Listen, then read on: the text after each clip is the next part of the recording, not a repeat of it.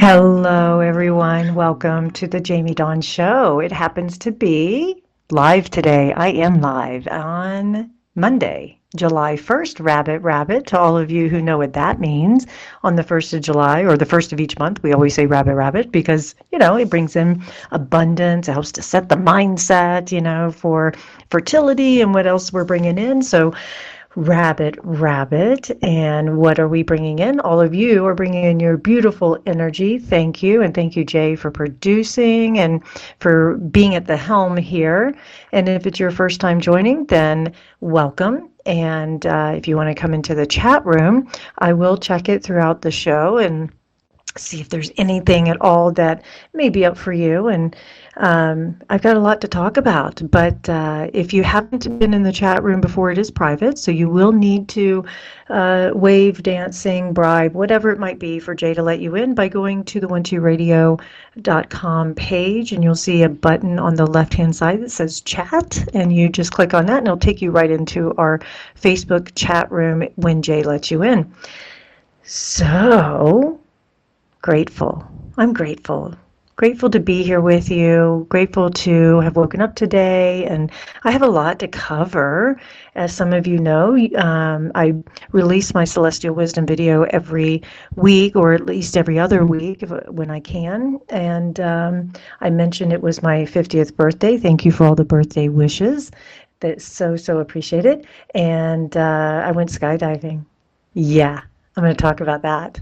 And I've got tomatoes, which is why I'm a little bit late to the show. So I'll talk about that too. And we're going to talk about the cards of the week, and we're going to talk about just what's up. So sit back, get comfy for a second.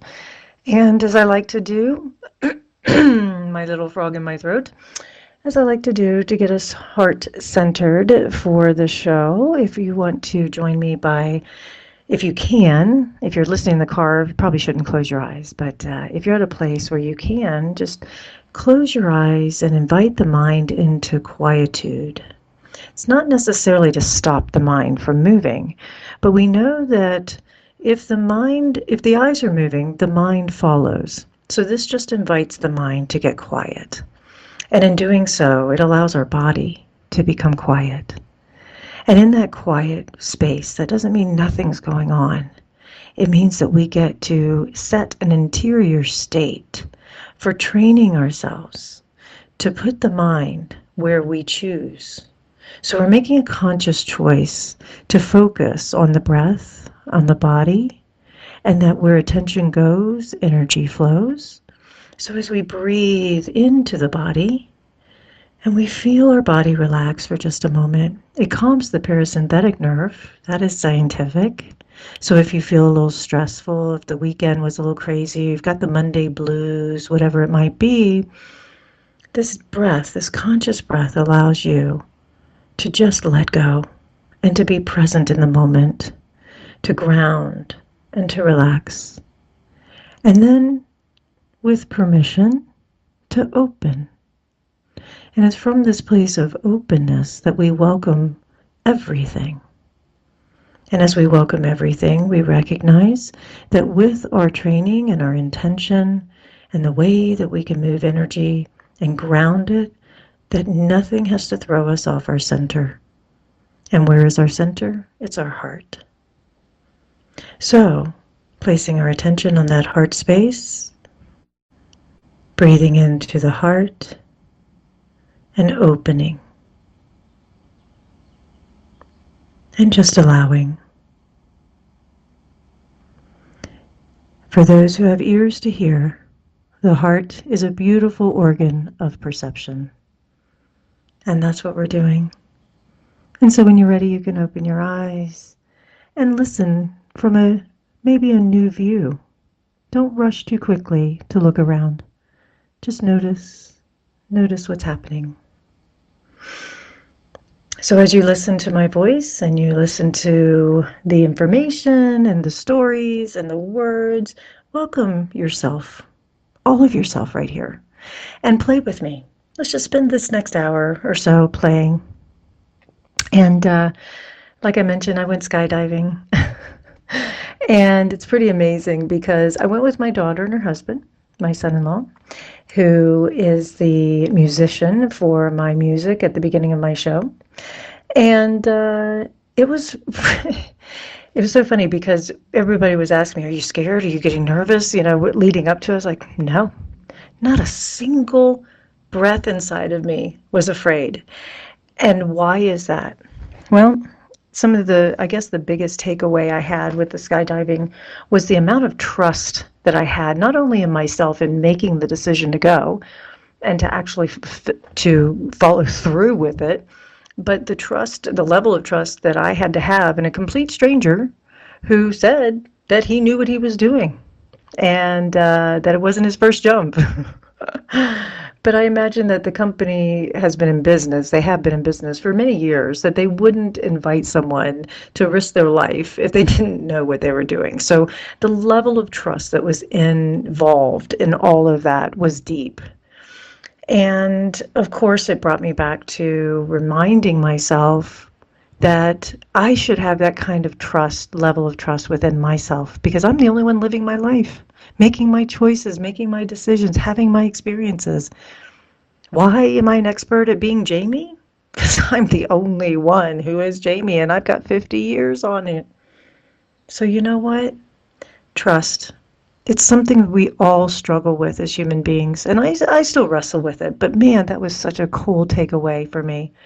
And of course, the experience itself was amazing because here I am in Reno, Nevada, and I have access to Lake Tahoe, which I consider to be the most beautiful destination, the most beautiful place in the world. And where we took off and where we were flying over, we could see the entire lake. And even though I didn't jump directly over the lake, I was able to view it and to also to be able to view this place that I call home and to just fall in love with the way that the creator, great spirit, universe, whatever source you want to call it, I created, because it's all a projection of my mind. I created this experience to enjoy, and it was breathtaking. And so having those kinds of moments, it just reminded me, it brought me back to bone. It brought me back to innocence. And you know what? I have to tell you, that's exactly where we're at when it comes to the energy this week and moving through the month of July with the Cancerian and Leo energy. We're coming back to innocence. We're coming back to the beginning. And the reason that I point to that, and I'll get further into that, but the reason I point to that is that I'll use astrology because that's something that I study and enjoy and use as a tool for putting words and clothing, if you will, around concepts. But in astrology, the sun and moon are actually the entry point for creation. So when you look at it from a zodiacal aspect, you've got Aries, obviously, is the beginning of spring, the beginning of the zodiacal signs, and yet it is the sun and the moon archetypes, the mother, father, the sun and moon planets or luminaries, should we say, that rule Leo Cancer, that is the beginning of creation. And so it's through the personality that we express that creation. And when you're looking at it from an astrological standpoint, the rising sign, the ascendant, is first house, and that is where the personality is formed. So keep that in mind. I won't go too deep into that right now because I'm not here to give you an astrological lesson. I'll leave that up to others that enjoy doing that sort of thing. And I'm happy to offer astrological lessons on a separate thing, but not on the show today. I want to meet you guys where you're at, where I'm at, and hopefully offer something that can be of benefit as we navigate this crazy town, this crazy thing called life. Because, man, it is a roller coaster ride, and I know you know it. But I mentioned in my Celestial Wisdom video about the card of the week that I pulled, which was the Sun, which I love. I think it's so appropriate. I feel like this week in particular, we can start to feel some hope and abundance, and we can feel more positive. The sun gives us strength, and it tells us that no matter where we are, where we go, what we do, that we can have happiness and joy. And not because we're chasing something. You know, people say, I want to be happy. We get what we want because we want to be happy. Well, in the Buddhist tradition, for those of you who are familiar, the wanting is what creates the unhappiness, because the minute we get it, we want something else. So the abundance, the positivity, the joy comes by appreciating the moment. And I think, again, that just got so reiterated to me with the skydiving, of appreciating that moment. You may or may not laugh, but at Mystery School, at Nine Gates Mystery School, we practice to live in a way that we know is our last moment. This could be my last breath that I take. This could be the last words that I say. May I die a good death. Why? Because we have a philosophy that when we die, that how we die is just as important, because it's a gateway to liberation and it's a contribution to the greater good. And that if I'm living my awake life, my human life, from a place of consciousness and awareness and being of benefit and doing no harm, why wouldn't I want my consciousness, when it leaves my physical body, to offer the same? So I share all that to say that I did splurge and bought the video of my skydiving. And so they interviewed me at the beginning, and my jump master, his call name was Batman. So appropriate, right?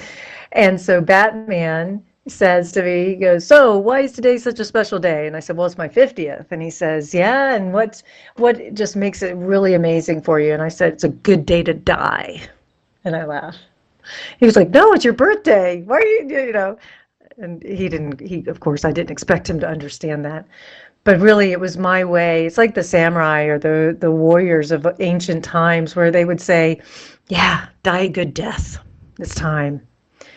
Because that's really, we're constantly the warriors of the heart, the warriors of spirit, the warriors of life, I applaud all of us for showing up for ourselves, for each other, for our loved ones. We're all fighting through something, So it's a good day to die. And it's a great day to live. I'm not negating that, because it's in the death. It's in the knowing that death is right around the corner that gives me the gift of life, that gives me the appreciation for being able to smile and say, good morning, I'm here. So we have the sun to remind us of that, to remind us that we can expect maybe some increases in our physical energy, vitality. This is a time where we get to really pay attention to what kind of energy we are giving off as well. So that was all part of my Celestial Wisdom, my YouTube. Now, I do also want to pull a card for us for the radio show. And I'll have Joan, my wonderful assistant, after Jay, my wonderful producer, gives me a copy. She'll post it as well, so you get to hear it again. But I want to give a card for the week for the radio show as well. And it's an added energy booster. And I believe that it'll resonate with many of us, myself, anyone listening. So as I am shuffling, you probably can't hear it, but that's okay. As I am shuffling my cards, and I'm using my Celtic Tarot deck, which I love so much, and feeling that now is the time to stop, and we pulled the Six of Swords. So, if you're familiar with the swords energy, it has to do with the mind, the mental energy. It has to do with words and thoughts, and air. And so I think it's very appropriate that as we have the sun energizing us, that we also have to continue to watch the movement of the mind. Why? Because our mind, as you've heard me say so many times, creates stories. It creates all kinds of experiences in our own world that we've made up that may or may not be true. So here we have the Six of Swords, and it's inviting us that we're in a state of transition. We're leaving behind what was familiar. We're moving towards an unknown. And I'm sure many of us are feeling that way. Some of us may be moving houses or leaving a relationship or changing jobs. We just had a full moon. So some things were happening or setting us up for a change and transition. We can feel it coming. But I love the Six of Swords because we know that this movement forward, this transition time, it's essential for our growth. It's essential for our personal development. And so instead of cursing the transition, instead of cursing the what we left behind, we can accept it. We can feel whatever emotions come up with it. Maybe it's a mixed bag. Maybe it's joy and elation. Maybe it's sadness and grief. Whatever it is, we know we can trust. Here comes that trust. We can trust that it's going to be replaced by something greater. And that if we can be in that place of surrender, which is another big takeaway from the skydiving for me, I had to not only trust, but I had to surrender to the process. I just had to let go. And the gift of jumping out of that plane was when I was strapped to Batman, and we threw our legs over the little two-seater prop plane. I didn't have time to really think about what was happening next. We just went. And so the Six of Swords is asking us to trust that we just went through a transition and now surrender. Just go for it. Don't fight it. Just be with it and don't overthink things. You know? So we want to take time to reflect on the things we learn and how we can do things differently moving forward, but we don't want to get lost in that analysis paralysis or that rumination, nostalgia, if you will, of the past, you know? So, yeah, this week we're going to find the energy to be more positive because we can let go of the burdens, we can let go of the things that may have been holding us back. And the other thing I love about this reminder with the Six of Swords and the transition is that it does take us back to bone. It takes us back to this innocence. It stripped us away of something that was old, outdated, that was no longer available to us to be of service. You know, it wasn't serving us anymore. So it's like, you know, as we say, if we don't do it consciously, the universe has a wonderful way of doing it for us. And so what we're doing is we are taking that energy and we are saying, I surrender it now. Give me a moment to integrate, give me a moment to come back to basics, if you will, a moment to just be here.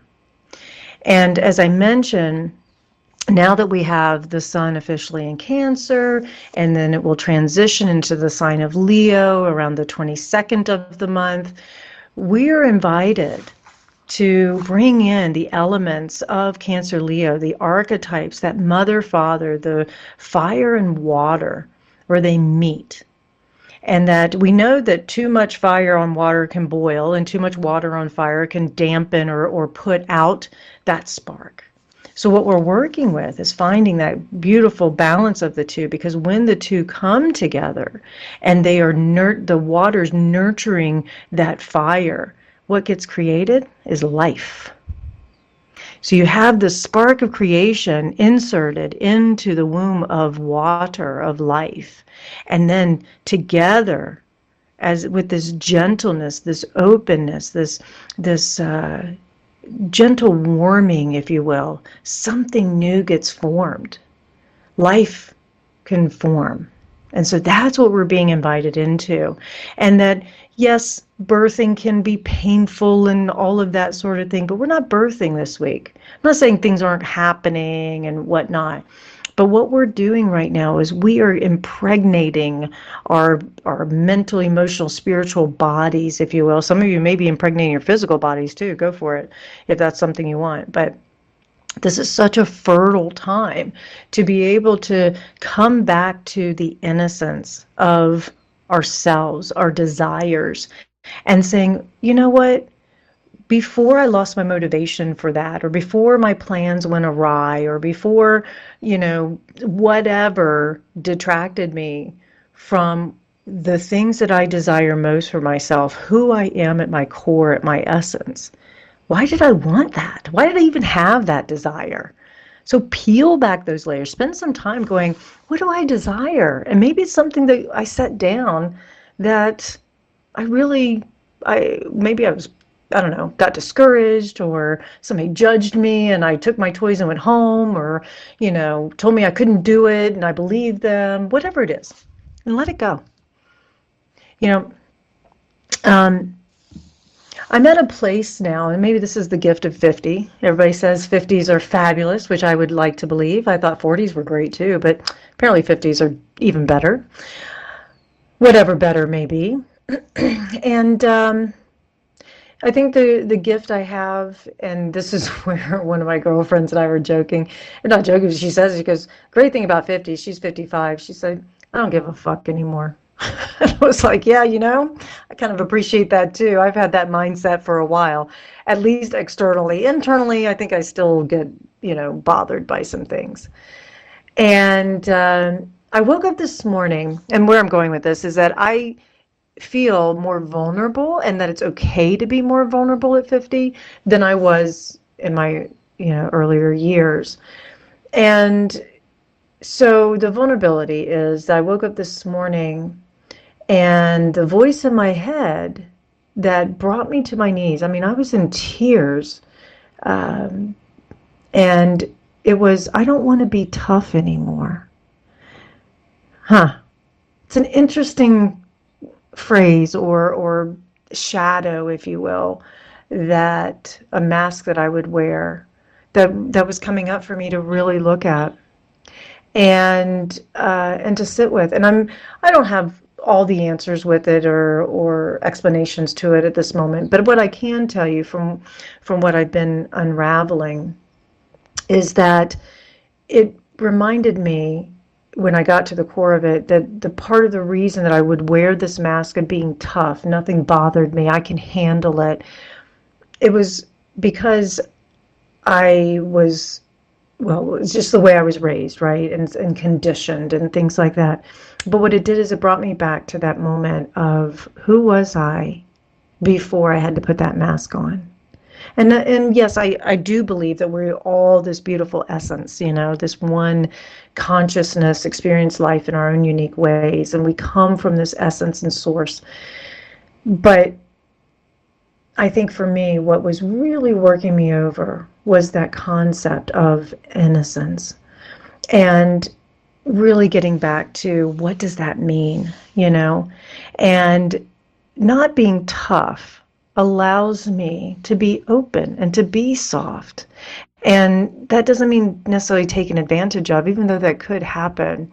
But that also happens through naivety. And innocence and naivety are very different, because naivety is more about a lack of experience, wisdom, or judgment, right? Whereas innocence is that we're not guilty of a crime or offense. This is all the dictionary, right? We're not responsible for or directly involved in an event, yet we're suffering from its consequences. And so as I was thinking about it and contemplating this, and I thought it was just perfect material for the radio show, is that in this place of innocence, we're not negating the experiences in our life, the negative experiences. But we're not saying, oh, I didn't do anything. I'm not responsible for anything. I'm not responsible if somebody cheated on me or abused me or whatever. That's not my responsibility. I'm not taking their bad behavior on. But I am. But what makes me innocent is that I don't have to own that behavior, but I do get to empower myself with choice. And that I can say, yeah, you know what, I've had some tough experiences, and I chose to either stay, or I chose to enable, or I made choices during those times. I always had a choice. Even if I didn't think I did at the time, I can reflect back and go, yeah, I always had a choice. So I can return to my innocence by saying, whatever I'm faced with in this moment, I can choose differently. And the thing about innocence that I love too is it reminds us to stay curious. It reminds us to stay open and courageous, not unafraid. Because I think that's the one thing, too, that I continue to wrestle with when people say, you're fearless, or you don't seem like you're afraid of anything. I had a master teacher, my Huna teacher. We had just gone through an experience, and once you go through the experience, he's a sensei, a black belt ninjutsu master, and after the experience, he would sit right at the edge, and in your job when you were done was to go and look at him, to sit in front of him, let him see where you're at energetically, right? And he could pierce you. I mean, it was just, I don't know if you've ever sat in front of a basically like a samurai master, but this is the way Mark is. But anyways, and so I went through the experience, and I remember looking at him, and he asked me, he says, what are you afraid of? And all I could think of in my mind, because my rebellious nature kicked in, all I could think of was, that's all you got, motherfucker? That was I'm too tough. And so I reflected on that for a good 24 hours afterwards, and I went back to him the next day, and I said, Mark, you asked me what I'm afraid of. And I said, I'm afraid of everything. And he said, yet it's courage that says, I feel the fear, but I'm still going to make a choice about what actions I'm going to take. So, and that stuck with me. So you know what? It's okay to feel fear. It's okay to be afraid. What we do with it is what's important. So innocence reminds us to be courageous, which is to feel the fear and take right action, to be battled but not hardened by it. I was sharing something with someone very close to me, and we were talking about grief, and they've been through quite a bit, and they're still processing a lot of grief. And I said, sometimes I wish I could sit with people's pain and take it away, because it can feel so overwhelming and it's so hard. But you know what? It doesn't, that pain, those experiences, that grief, it's what shapes us, but it doesn't have to define us. And I've noticed the story now feels different when we talk about it. So it was a good reminder for myself that our experiences that can either harden us if we choose, or they can empower us. And we can say, you know what? I can choose the interpretation of this story. I can choose to go back and ruminate over and over again about how this person harmed me, or I didn't get what I wanted, or whatever. But I can also choose to interpret, and this is where the Sun card can really help us this week if you want to meditate on it. It can give us some positivity. See, again, you're not negating the experience. But what we can do is we can say, you know what? What's something positive that came out of it? I became more aware. I have growth. I know what I don't want. I made different choices, whatever it might be. So these are some things that we're going to be thinking about and working with. Now, energetically, astrologically, we also have a new moon coming up, and that's happening on the weekend, right after the 4th of July. We're also going to be having another full moon in Capricorn around the 20th of July. So those are some things. But we're kicking off in the next 24 hours with Mercury entering the sign of Leo. That gives us a little bit more positivity of the mind, I would hope, in the fact that Leo is ruled by the sun card. I think that's great. Mercury, mind, mental energy, how we process information, what we share, how we communicate, how we connect. You put the energies of Mercury and Leo together, even though there's an opposition happening to Pluto and Aquarius at this time.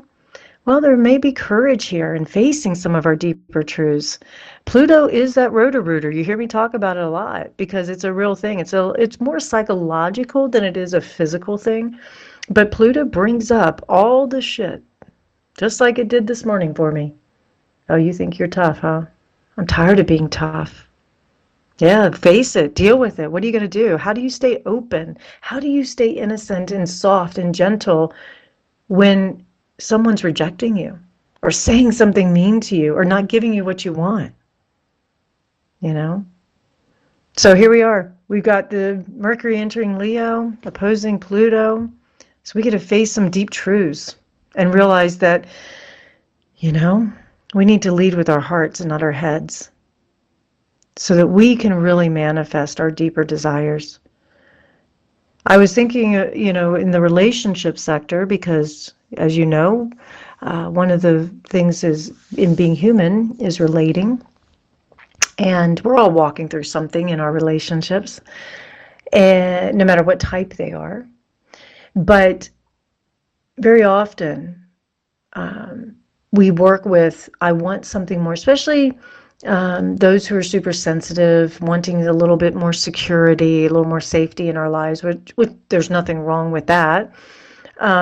We want to, in order to be more open, in order to have more stability in our relationships, we need safety and security, So we're working with that, but there's the desire, if you will, is to manifest something more, deeper connection, deeper intimacy, another experience that confirms, yeah, we're a couple, or yeah, we're in partnership in this business, or yeah, we're, great friends, whatever it might be. This week is going to ask us to ask for what we want and why we want it. I made the conditioned tendency personality mistake last night.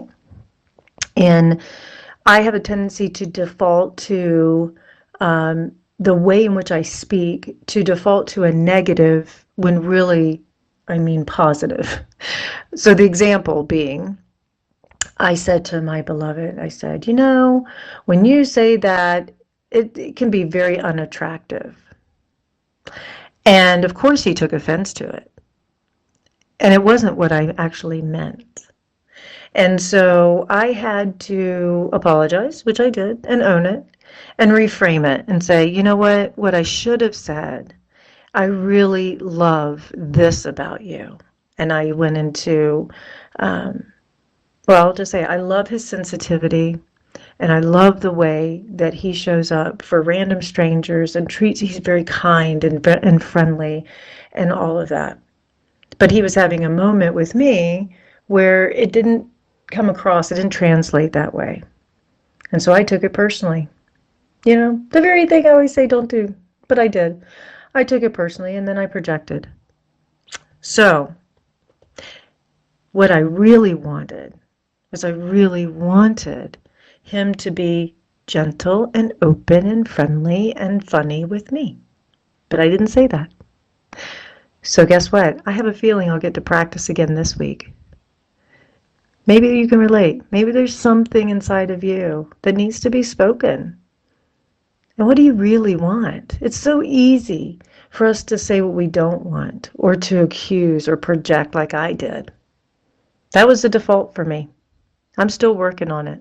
And the good news is I practice self-forgiveness on a regular basis. And that moment, I've been practicing self-forgiveness a few times over it because I can really beat myself up, But fortunately, he was gracious about it. But still, these are just some examples that I'm using to hopefully relate to you and let you know you're not alone. So here's the other thing about the week ahead. When we have these conversations, these courageous conversations, then we can manifest. And the thing about manifesting, I was reminded of this when I was listening to, I was actually thumbing around on YouTube for, it was a particular meditation that a friend of mine had given me, and then it dropped me to another series of YouTube channels and things like that. Anyways, some of you are probably familiar with Dolores Cannon and all the work she did on past life work and all of that. Well, there was one on manifestation, and I was like, oh, I have not listened to Dolores Cannon in a long time. Let me just see what she has to say. And it was very scripted. You could tell that she was reading, or the voiceover was reading. But it was still a good reminder about manifestation. And the way we can truly manifest is, of course, to visualize and be very specific about our visualization. But where we get hung up is that we get attached to the outcome. I mean, you can enjoy the outcome, you can visualize the outcome as being done, but what I mean is we get attached to how it gets done and the timing of it and all of that, instead of just being in the as if it's already happened mode. So that's the first thing. The other thing, we want to have our desires and our feelings involved with it, right? And then the two principles around manifesting is that we are doing no harm to another, and we're not depriving someone else. We're not depriving ourselves, we're not depriving another, we're not doing any harm. So those are the principles around manifestation. And I bring that up because, again, this Cancer Leo time is inviting us to really come back to bone and say, what do I desire? What do I want to manifest next?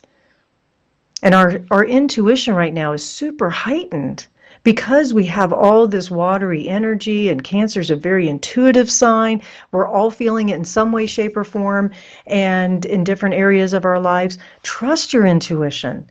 I can't tell you, I mean, I know because I do it for a living, it can become so second nature that I can take it for granted, or I can dismiss certain things, and I'm reminding myself, dismiss nothing.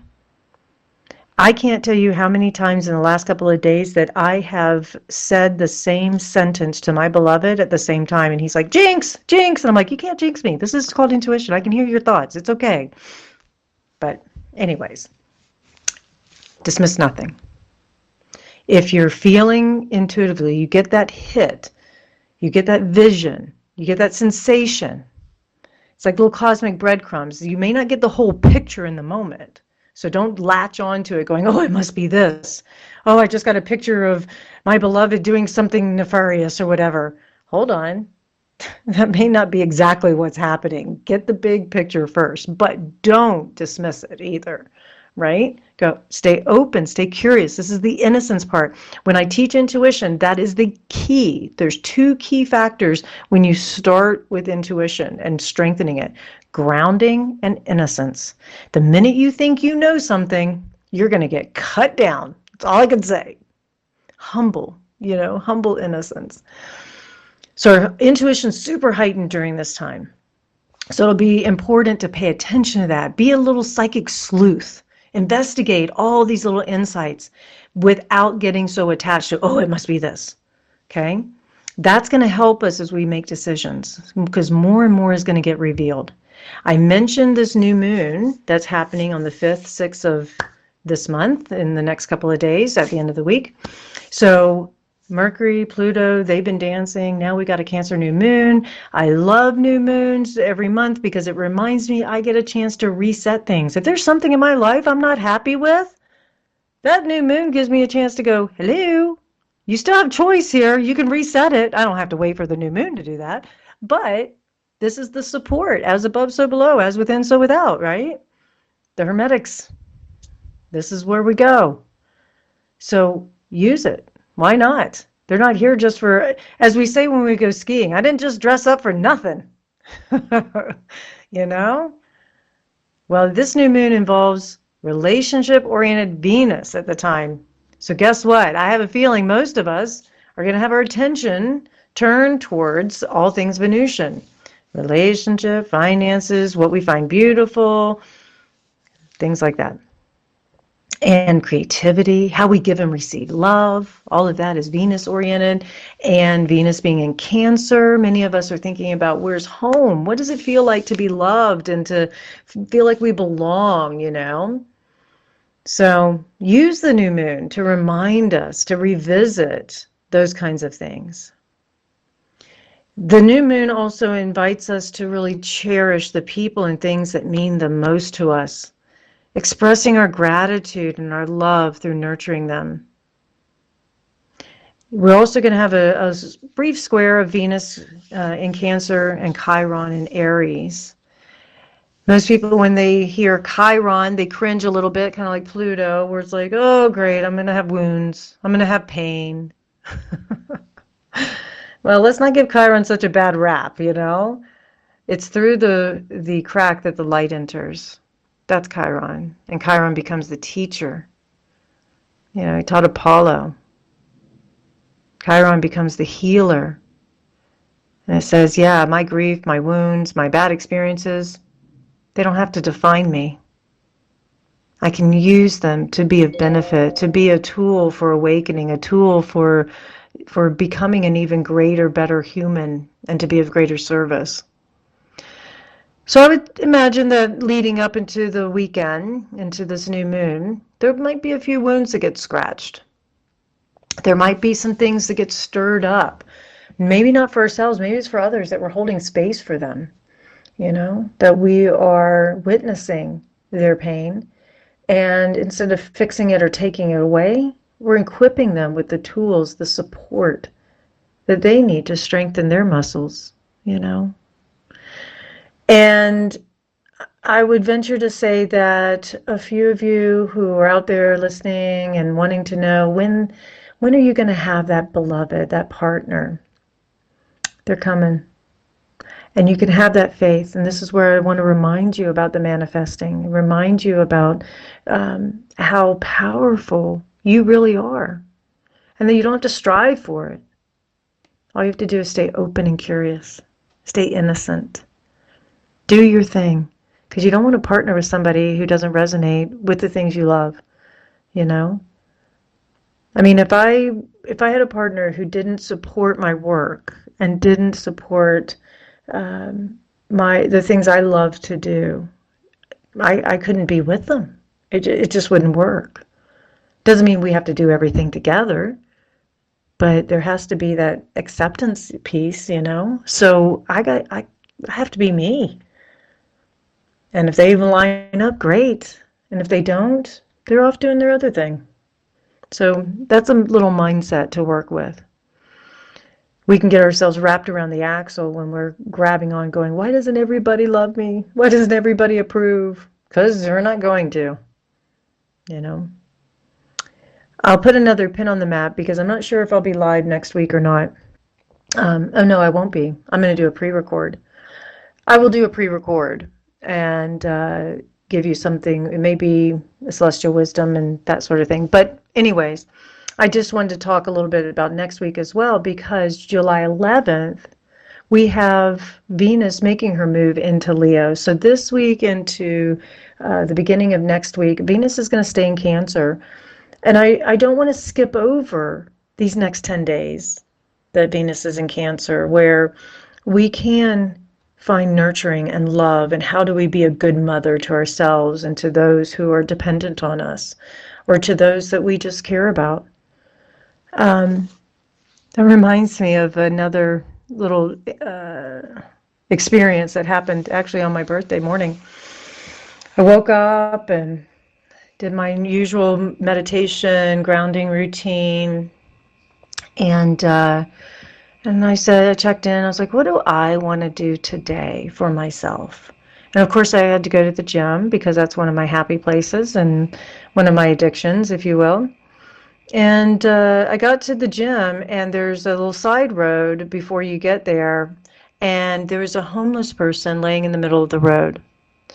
And fortunately I did see her, but I was worried that other people wouldn't. I mean, it was about 6:30 in the morning, so it wasn't like it was a high traffic time, but it was still one of those things where, you know, I worried. So I didn't get out of my car, but I did pull up to her, ask if she needed anything. She was a bit incoherent, that sort of thing. So I called non-emergency number, and they dispatched a EMT.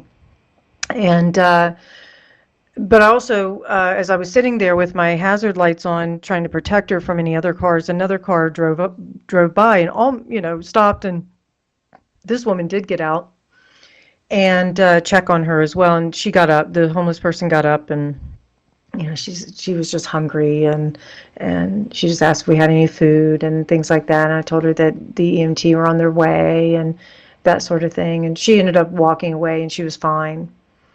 But it was nice also to have another person stop and care and, enough to check in with this essence. This is God having an experience, whatever you want to call source, whatever, having an experience through this human being. Whether we judge it as good or bad doesn't matter. It's not my choice. My choice isn't to be in that body and to have that experience, but that was her choice. And maybe, it's a hard life. But it gave me great hope, and it reminded me not to take my life for granted. So it was just one other pin on the map. That happened before skydiving. So it was just one other pin on the map about really being grateful and not taking anything for granted. And I think that's something that I would love for us to continue to anchor in over the next couple of days as Venus moves through Cancer, appreciating the little things. And when Venus moves into Leo on July 11th, we will hopefully start feeling more playful and lighthearted, not so homey and not negating or giving away the nurturing, but adding that playfulness and lightness to all the nurturing we've been doing. There's a brief square to Pluto, so that creates a little dynamic tension, bringing up again maybe some desires, some things we could look around and say, I don't have this in my relationship, I want more. Well, that could challenge us, of course, especially if the other person isn't able, willing, it wasn't the right time for them yet to give it to us, whatever it might be. Power struggles can often happen during a square, especially with Venus and Pluto, within our close relationships. But remember, the tension, the dynamic tension or squares aren't always bad, Sometimes they can be, without that tension, without the squaring off, if you will, we wouldn't have a propulsive force to break through whatever has been stagnant, If you're at a place where you're like, I'm going to give this person X amount of time, and if they don't respond or give me what I want by this time, I'm out, or I'm going to make a change. Okay, well, this may be a time for that. You get to choose. You get to decide what you want in relationships, who you want to spend time with, how you want to go about it. No one is stuck. I'm sorry, you're not. None of us are. We do get a choice. There's that job that you're just like, God, I'm so miserable. I have to do it though because it only pays the bills. Well, you have a choice. Start looking for something else. Well, I've been looking forever. I've had these conversations. Don't worry. I've been looking forever and I can't find anything. Don't give up. This may be the breakthrough. That frustration, that tension can help break through to go, you know what? Maybe I'm looking in the wrong places. Let me find something else to do. Just get my foot in the door somewhere, whatever it might be. So again, don't curse the tension, because that can really help us manifest. And the other side of that is that when we're manifesting these deep desires, be careful that we don't go into the, when's the shoe going to drop, or is this too good to be true? Stay present in the moment. Take nothing for granted and really use that time for appreciation. So this is where our gratitude practice comes in. And remind yourself, you deserve good things. We all do. We've put our dues in. I mean, if I was standing in front of you in a group and I asked you to raise your hand for all those who've had the shit kicked out of them and stood back up and got resilient and kept moving forward, I bet every single one of us could do that. You should be proud of yourself. We should all be proud of ourselves. We are doing this dance. Sometimes we're stepping on our own feet or each other's feet doing it, but God damn it, we're dancing. Yeah, I get a little fired up over it. I get that from my father. I proudly get that from my father, who's a very animated, passionate communicator, especially with things that he believes, And then when I was talking to him the other day, I said, you know what? I used to feel bad about being accused of being so passionate, because sometimes people say, oh, you sound arrogant. Well, my intention's not to be arrogant. I'm not putting myself on a pedestal saying I'm an expert at this. But what I can tell you is I've got plenty of experience being myself and making my own choices and my own decisions. So guess what? I can be passionate about it. And I'm going to communicate it. That's called confidence. I'm confident in owning all my good choices and all my bad choices. And you know what? It's making me the human being I am. And I just want to say kudos to all of you, proud of all of you for being the humans that you are, because you enrich not only my life, but each other's and the people that you interact with and that you are going through every single day with the intention to do no harm, becoming more awake and more aware and more kind. And we can't do that without experiences. So even if we don't like our experiences, or we've made a choice or said something we regret or whatever, guess what? Right now, all we have is this present moment. Make a different choice moving forward. That next phone call, next email, next text, next conversation, be really intentional with it. Speaking of intention, I know I need to sign off now because it's a few minutes before noon, and there's all kinds of other wonderful programming here at 1T Radio to get to. But I was just reminded when I said the word intentional that I'm leading an intentional practice group for Nine Gates Mystery School in July. I'm very excited about it. It's our second one. 7 weeks of practicing intentionally with one another. And we start with grounding. And this is a group of individuals who say, yeah, I want to be more awake and more aware. And I want to make a difference. And I want to do it intentionally. I don't want life just happening to me. So I'm very excited about that. All right, you guys, I really hope that this show has made some benefit for you, given you a little nugget. And please come find me at 1-2 Listen, and stay tuned for all the other great shows. I'm looking forward to connecting with you. And thank you. Just thank you for you. Have a great week, everyone.